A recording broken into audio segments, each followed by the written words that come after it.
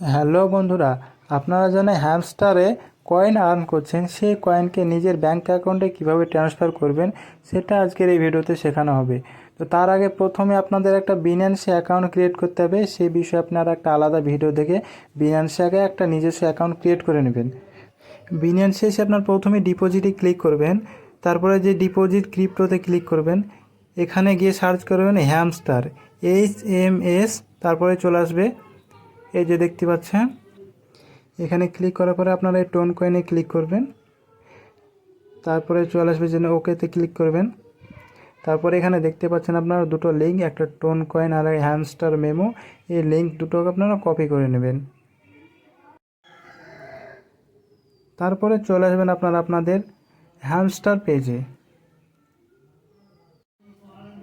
এরপর আপনারা এয়ারড্রপসে ক্লিক করবেন। এখানে দেখতে পাচ্ছেন আবার বিনান্স এক্সচেঞ্জার, এখানে আপনারা ক্লিক করবেন।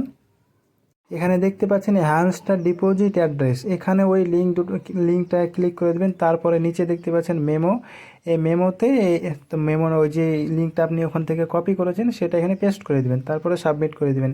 এটা আমি অলরেডি করেছি, আপনারা দেখতেই পাচ্ছেন। আর এটা 21 তারিখের মধ্যেই করতে হবে, 21 তারিখের পর কিন্তু আর হবে না।